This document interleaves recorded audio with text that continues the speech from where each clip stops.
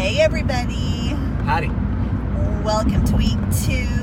Brady and I are Coming to you from 121 northbound about Hebron Parkway exit. And so if you know where that is.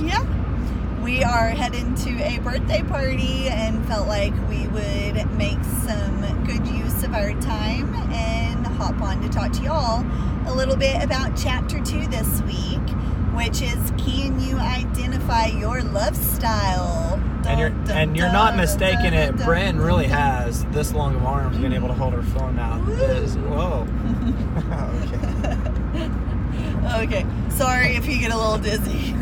I'm It's trying. it's not my job. Well, maybe it is. I don't know. It's a combo. It's the Autobahn on 121. It seems like. Okay. And Love styles. Love styles. So when you think about love, what is the very first thing that comes to the forefront, right?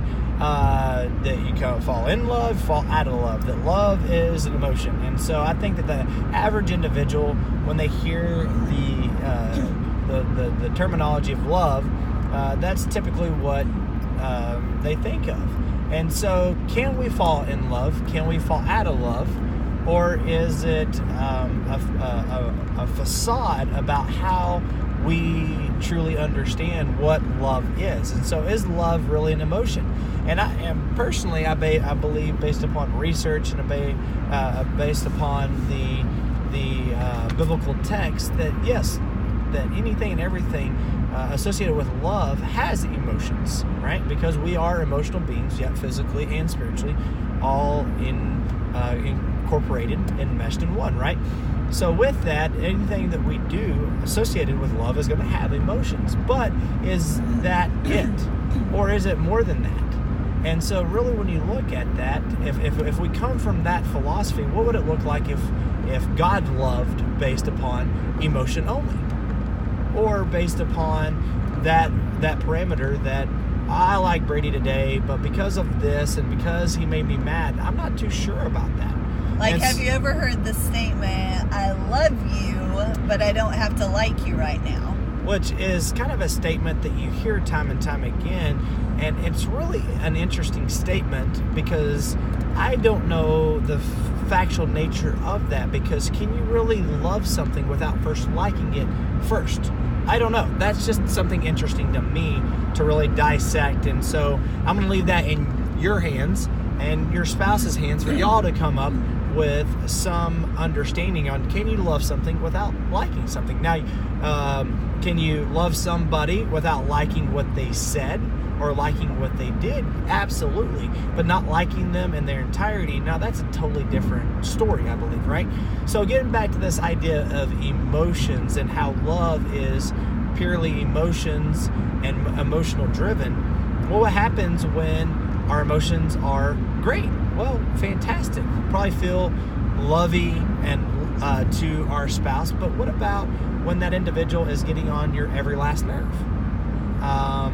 Well, if love is merely an emotion, then I could see how it'd be really easy to want to step out and go find the next individual that you have that emotional connection with. But when we see it for the way that I interpret the biblical text to read, that it's more than an emotional response, that it's actually a impartation of the will and our choice of us deciding that each and every day that we are going to choose that individual regardless.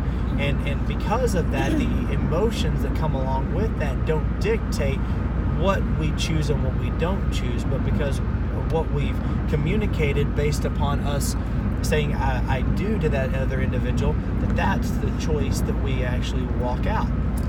And just like he's saying, the choice, I remember, and I mentioned this last week in one of the posts, don't know if he read that far, so I'm going to share again. I'm sure they did. Okay, benefit of the doubt. Absolutely. But still, I'm going to say it again. So when I was trying to decide, okay, is this the man I want to spend the rest of my life with? Which is kind of a crazy decision. I mean, really, is there any decision to be made? I could look at him. I mean, amazing. Sorry. What did I have to question? But I remember I was sitting in a car with my mom, and I asked her, I was like, how do you know when you're really in love? looked at me and she was like, well, you know, honestly, it's a choice. Every day you get to wake up and choose to love your spouse. And because some days there are going to be times that they might be getting on your last nerve, or you're frustrated, or you're just stressed, and so every little thing is getting under your skin. But still, they are the one you made the commitment to when you stood before all your friends and family, the Lord, your pastor, whoever you married in front of, and you made the commitment, for better or for worse, till death do you part, to love and cherish that person. And so I've never forgotten about that each day I wake up, I am choosing to love this man and to do life with him for the rest of my life. Yeah, and so I think as we look at the text this week, question 2, chapter 2, I think, I can't remember the researcher's name. Do you remember that off the top of your head? Robert Sternberg. Yes, I think him and his research team depicted some great understanding of the anatomy of love, and which consists of 3 dynamics. And so, which they call it the love triangle, and it involves the passion, intimacy, and commitment. And sorry, babe, as I just jumped over and took over. No, that's right. You go for it. But when you read those, a marriage needs all 3 of those to truly be sustainable. I mean, because there's going to be times that you could be going in and out, and you might just have 2 of those. You might just have passion and intimacy, but the commitment's lacking, or intimacy and commitment, but the passion's lacking. And so if you have all 3 of these, it's the full combination of these that helps you maintain a healthy marriage and just be able to be strong and not falter. Because if you're missing one of those, it's going to be easy to think, okay, I'm with this person, and how am I going to keep doing this each day when you're missing something? Yeah, and so if we really think of 2 of the 3, well, that's, statistically, that's not bad, right? If you're a baseball player, that'll put you in the Hall of Fame. But unfortunately, within the game of life and the game of marriage, if we can call it a game, right? Which one would you choose to do without? Would it be passion? What would your marriage look like without passion? Would it be intimacy? And I'm not just talking about the physical. I'm talking about the emotional and all that encapsulate, if I can say that word, within the dynamics of intimacy or commitment. Which one would you choose to do without? And so, just as when we were looking at this, for those that bake, for those that grill, if you forget an ingredient, it can get ugly. What does that do for the very dish that you're making? And even though it may be, I don't know, what's a small measurement, a teaspoon of, a half teaspoon, something like that of like salt, baking soda. Yeah. What does that do? Well, your baking good, it's not going to rise. It's going to be just flat. You're not going to get that fluff, or maybe that's baking powder. One of those. Our bakers know what you're talking to, which one's which, right? But again, it just in everything, yeah. And it sounds kind of like a cheesy analogy, and so maybe it is. But again, when we look at this, when you see the research, when you look at the text, can you afford not to have all 3? And I think there's been times in our marriage where we have, faulted to where we had 2 of the 3, or maybe even 1 of the 3, And I think that if we go back and actually process those times where we had some friction, it probably was those times where we only had 1 of the 3 legs, or 2 of the 3 legs. But really thinking, well, I've got passion and I got commitment, but as a result, why are we still butting heads? Why are we still not getting along to the extent that we need to and want to? And so I think all three, and again, you go in there and look at the research for yourself and determine where you and your spouse are. What do y'all have all three? And if so, fantastic. How do you continue to allow that to be sustainable?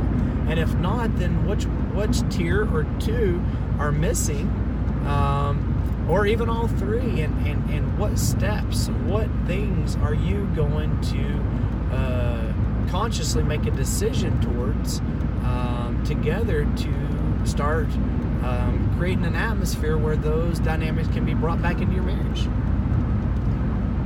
So this week, we want you to look at these three parts of the triangle and really see, like, with the different combinations. The book also mentions how like passion and intimacy, those are considered romantic love. Passion and commitment are considered foolish love. And then intimacy and commitment are considered companionable love. And then having all three, it's the consummate love, and it results from the full combination of the three. So look at those, see, what kind of love do y'all share as a couple? Yeah, absolutely. So go do that this week. And if you haven't shared about your date night from this weekend, we want to hear what you did. Was it something big, something small? As long as it's appropriate to share, right? Okay, on that note, eventually... Well, no, I'm not suggesting anything. I'm just wanting to make sure we are establishing some ground rules. So... Well, I'm going to share just a little bit. You're taking it I'm going there. Okay, so intimacy, the sexual side of it, we have a code word so that our children do not know what we're talking about.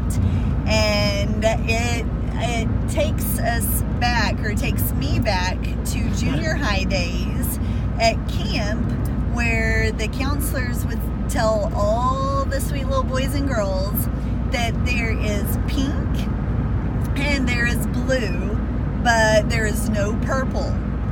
So as you know, you mix pink and blue, and what do you get? You get purple. So therefore, our code word, so the kids don't know what we're talking about, is purple.